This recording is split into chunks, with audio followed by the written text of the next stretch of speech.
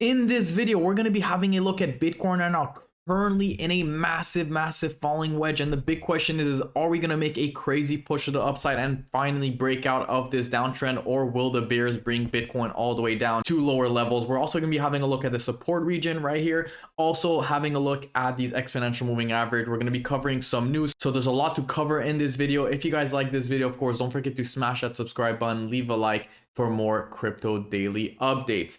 Let's have a look on the daily time frame, starting off with Bitcoin on this falling wedge. So we can see right here that a Bitcoin, what does a falling wedge says? Well, when we're in a downtrend and we get tighter and tighter and tighter, that usually means that we're up for a breakout. Now, because we are in an uptrend, that usually means that the trend will continue to the upside. Now, there's a lot of support region happening right here, and there's a lot of resistance from the bears. The bears aren't letting us break this resistance right here, which is very important. Now, the target for this falling wedge is usually the top side, because a falling wedge is usually bullish, especially because we are in an uptrend right now, and the target should be 25,133. Usually we come back and retest this level, of course, so we're gonna have to see where this pattern breaks out. Now, of course, if we break below this falling wedge right here, not only below the support, this would essentially be invalid. Diving into the 4-hour time frame, we can see there's a lot of support or resistance right here. Okay, so this is a big point of control. Big moves usually happen right here, as you guys can see,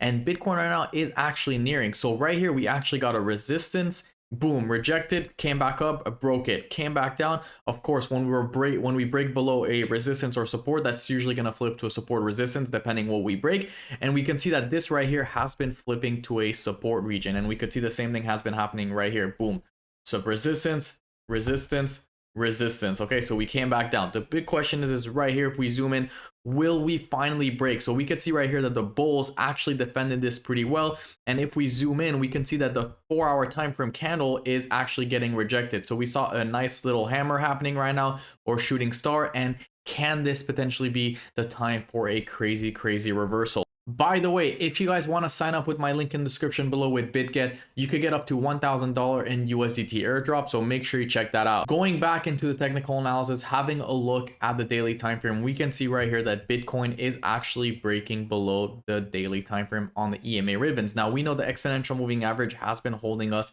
as a support region for a long time, or not a long time, but usually when we break above it, that's usually bullish, and when we break below it, that's usually bearish. So what is happening right now? Well, the last time we actually broke above it, we know what happens when we break below the EMA ribbons. We usually have crazy dumps, and these EMA ribbons essentially holds us as a crazy resistance.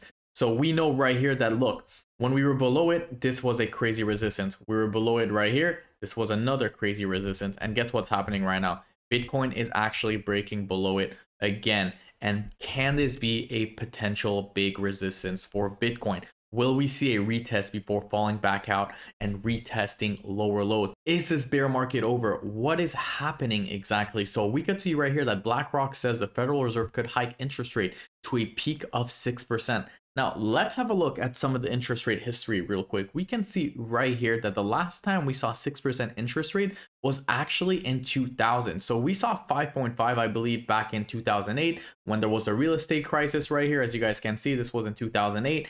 And of course, the last time we saw above 5.5 was the dot-com bubble crash. That was a crazy crash.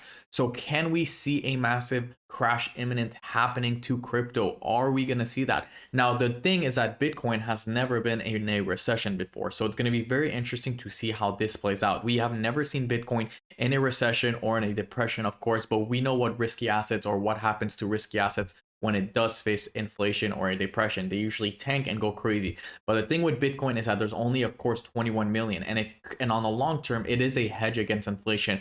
So it's going to be interesting to see if people will be buying more crypto, or are they going to get out and hold a dollar? It's going to be very interesting. Now, another thing is right here, Silvergate Capital will liquidate after crypto collapse wipes out bank.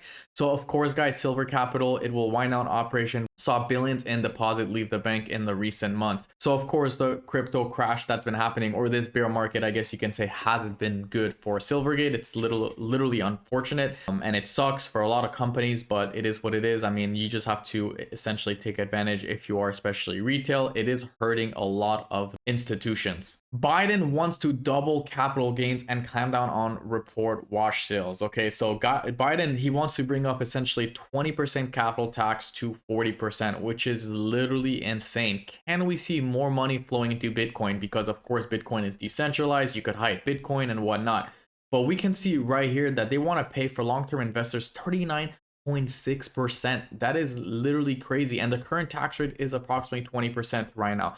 That is beyond insane, guys. From literally a 100% hike is insane. I mean, 20% to 40% is one of the most craziest tax hike ever, especially for long-term investors. So of course with Bitcoin now, you could go to Dubai, you could money launder, you could hide that money, you could open a company, you could buy a house in Dubai with Bitcoin, you could buy a car in Dubai with Bitcoin. So can we see a lot of these crypto hubs, cities, or even countries, start to see a lot of crypto opportunity happening there? Because this is obviously very, very bad, and we're most likely going to see a lot of Bitcoins transactions happening very, very soon, or crypto, I should say. Now, no one wants to be in the stock market and pay 40% capital gain, right? I mean, to take 60% and the government to keep 40 is literally insane.